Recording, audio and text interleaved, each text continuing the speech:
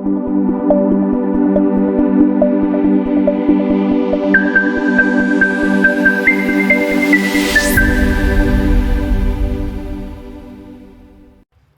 नमः शिवाय। श्री शिव महापुराण रुद्र संहिता युद्धखंड अध्याय 196। विष्णु जी के मोहभंग के लिए शंकर जी की प्रेरणा से देवताओं द्वारा मूल प्रकृति की स्तुति। मूल प्रकृति द्वारा आकाशवाणी के रूप में देवों को आश्वासन, देवताओं द्वारा त्रिगुणात्मिका देवियों का स्तवन, विष्णु का मोहनाश, धात्री, आंवला, मालती तथा तुलसी की उत्पत्ति का आख्यान। व्यास जी बोले, हे ब्रह्मपुत्र, आपको नमस्कार है। हे श्रेष्ठ शिवभक्त, आप धन्य हैं जो आपने शंकर जी की यह महादिव्य शुभ तथा कथा सुनाई। हे प्रभु, अब आप प्रेम पूर्वक श्री विष्णु जी के चरित्र को सुनाइए। उन्होंने वृंदा को मोहित कर क्या किया और वे कहाँ गए? सनत कुमार जी बोले, महाप्राज्ञ, हे शिव भक्तों में श्रेष्ठ व्यास जी, अब आप शिव चरित्र से परिपूर्ण तथा निर्मल विष्णु चरित्र को सुनिए। जब ब्रह्मादिक देवता स्तुति कर मौन हो गए, तब शरणागत वत्सल शंकर अति प्रसन्न होकर कहने लगे। शंभु बोले, हे ब्राह्मण, हे सभी श्रेष्ठ देवगण, मैं यह सत्य सत्य कह रहा हूँ। यद्यपि जलंधर मेरा ही अंश था, फिर भी मैंने आप लोगों के लिए उसका वध किया। हे तात, हे देवताओं गण, आप लोग सच सच बताइए कि आप लोगों को सुख प्राप्त हुआ अथवा नहीं। सर्वथा मुझ निर्विकार की लीला आप लोगों को निमित्त हुआ करती है। सनत कुमार बोले, तदंतर देवताओं के नेत्र हर्ष से खिल उठे और वे शंकर जी को प्रणाम कर विष्णु का वृतांत निवेदन करने लगे। देवता बोले, हे महादेव, हे देव, आपने शत्रुओं के भय से रक्षा की, किंतु एक बात और हुई, उसमें हम क्या करें? हे नाथ, विष्णु जी के बड़े प्रयत्न से के कारण वृंदा को मोहित किया और वे शीघ्र ही अग्नि में भस्म होकर परम गति को प्राप्त हुई। किंतु इस समय वृंदा के लावण्यमय का आसक्त हुए विष्णु मोहित होकर उनकी चिता का भस्म धारण करते हैं। वे आपकी माया से विमोहित हो गए हैं। सिद्धों, मुनियों तथा हम लोगों ने उन्हें बड़े आदर से के साथ समझाया, किंतु वे हरि आपकी माया से मोहित होने के कारण कुछ भी नहीं समझ रहे हैं। अतः हे महेशान, आप कृपा कीजिए और विष्णु को समझाइए। यह प्राकृत संपूर्ण चराचर जगत आपके अधीन है। सनत कुमार बोले, देवगणों के इस वचन को सुनकर महालीला करने वाले स्वतंत्र भगवान शंकर हाथ जोड़कर उन देवताओं से कहने लगे। महेश्वर बोले, हे ब्राह्मण, हे देव, आप लोग श्रद्धापूर्वक वचन को सुनिए। संपूर्ण लोगों को मोहित करने वाली मेरी माया दुस्तर हैं। देवता, असुर एवं मनुष्यों के सहित सारा जगत उसी के अधीन है। उसी माया से मोहित होने के कारण विष्णु काम के अधीन हो गए हैं। वह माया ही उमा नाम से विख्यात है, जो इन तीनों देवताओं की जननी है। वही मूल प्रकृति तथा परम मनोहर गिरजा के नाम से विख्यात हैं।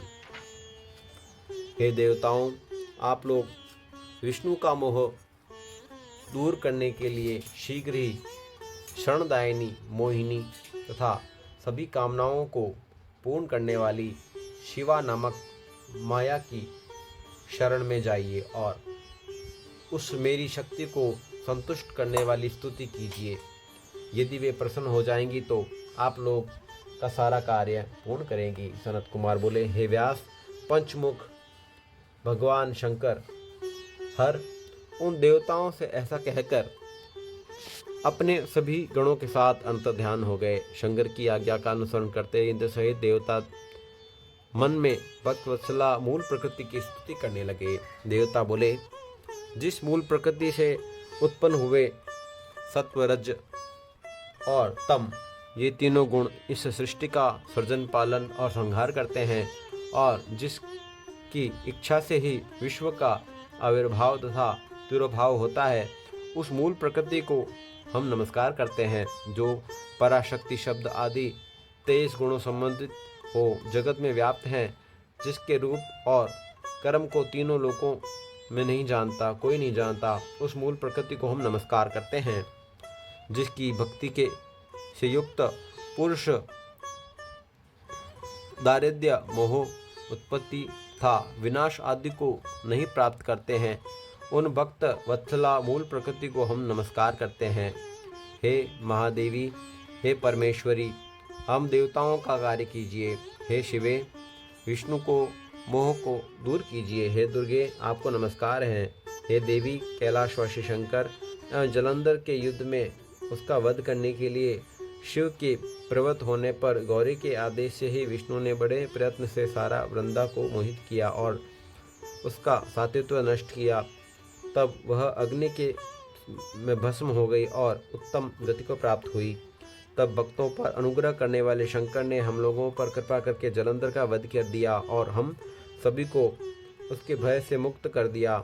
हे देवी, हम सभी उस शंकर जी की आज्ञा से आपकी शरण में आए हैं, क्योंकि आप ही शंकर दोनों ही आपके भक्तों का उद्धार करने में निरत रहते हैं।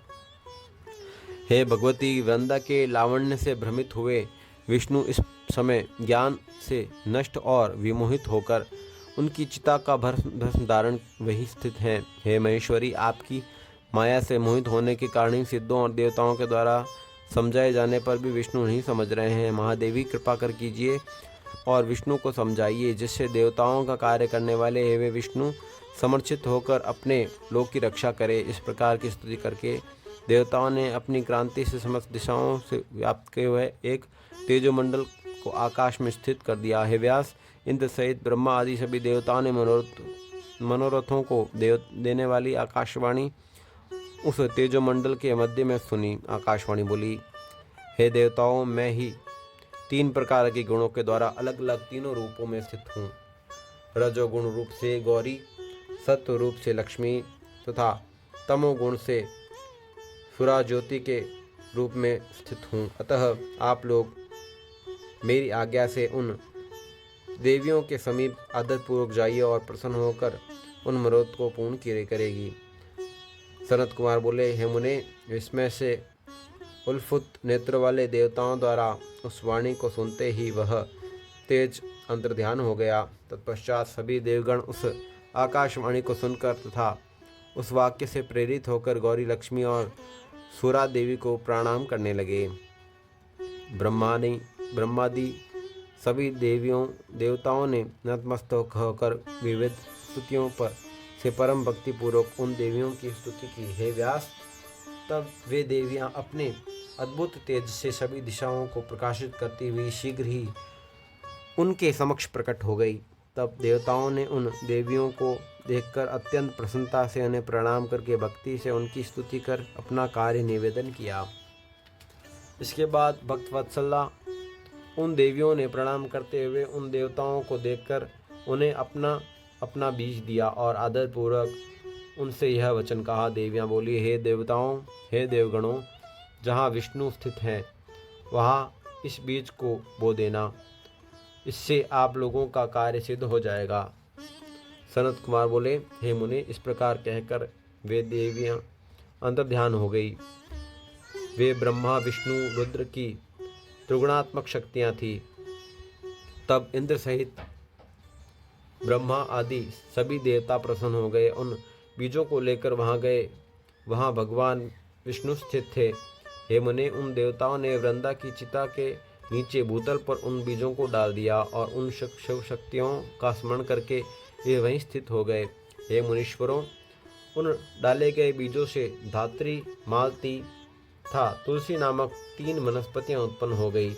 धात्री के अंश से धात्री, महालक्ष्मी के अंश से मालती तथा गौरी के अंश से तुलसी हुई, जो तम, सत्व तथा रजोगुण से युक्त थी।